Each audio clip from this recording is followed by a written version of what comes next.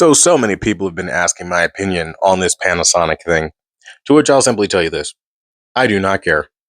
Panasonic has had ample opportunity to come back into the United States, and now they want to come back. Great. Okay. Wonderful. A lot of people like it. They're cheering them on. They're happy about it. Great. More options are always better. I will say this, though. I haven't personally seen anything that justifies their most expensive product being $3,000 or over that at 3,100. You see, Panasonic, for all intents and purposes, is still a WOLED. That is old, antiquated technology. That is not cutting edge. Now, their processing can be amazing, but so is the LG. The LG G4 has insanely sharp picture quality, very tech sharp, very crystal clear, and it ain't gonna cost you three fucking grand to do it. Sorry, but that's just the way it is. Now, again, the LG G3, that's an insanely 3D TV, especially for HDR. And again, it's a WOLED. So you're going to have the same washed out color that WOLED is known for. So then the question becomes, okay, so if you know that you're going to have washed out color in the terms of OLED or in the terms of any picture quality, why would you pay more for it? I don't know.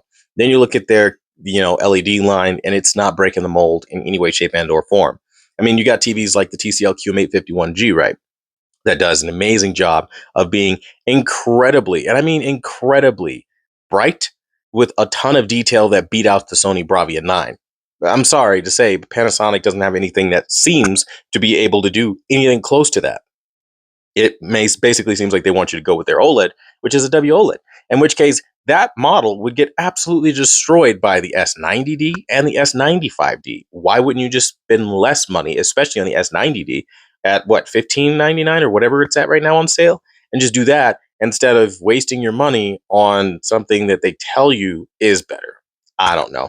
Again, I think it's cool that Panasonic wants to drag their feet and come back after a long time of just saying screw US people, but I'm not interested. I don't see them as doing anything great or wonderful or fantastic. Now we can always test this out. We can always see, but it's kind of tiring. I'm not gonna lie because I already know how it is. It's like you guys see the videos. You have everybody showing immense enthusiasm for them just coming back on the market. And yeah, okay, it's cool. You're back on the market. Great, wonderful. But what are you doing for me as an American citizen that makes up for the 10 years you've been away? Because you've got a lot to answer for, in my opinion, because you left and you want to come back. It's like, I don't do that, right? Like when somebody leaves and they want to come back, you better have one hell of a compelling reason that I should give you any kind of chance. And again, I mean, I'd rather stick with the brands that have been here, putting in the time, investing in the American economy for the last decade than Panasonic, who said, screw you, we don't need you. Okay, go your ass back overseas. You don't need us then. Because at the end of the day, I don't need you either. We've been doing just fine without you. Okay. And I'm not going to sit here because you want to say, hey, America, as it turns out, we're not actually making the money we expected we'd make from just one market. So how about we come back to you guys and you guys be grateful about it? I'm not grateful. I don't need them and I don't care. I'm not happy that they're back to the extent that all these other YouTubers are glowing and like, oh, this is such great news. It is what it is. I don't care. Like, you know what I mean?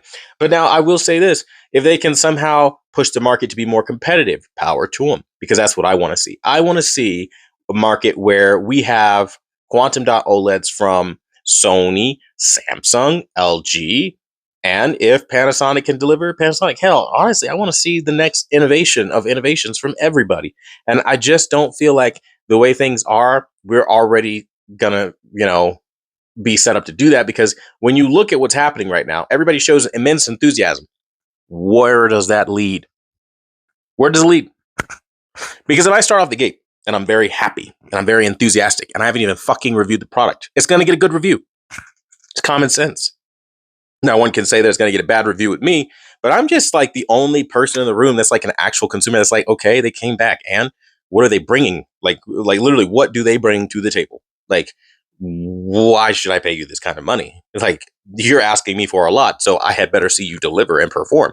And consumers don't really approach television sales like business transactions the way that they should be approached. Like, okay, I come with a ton of money that you are asking me for, essentially $3,100 plus tax. What are you doing to earn my money? Go. Sell yourself. And they say the same lousy shit.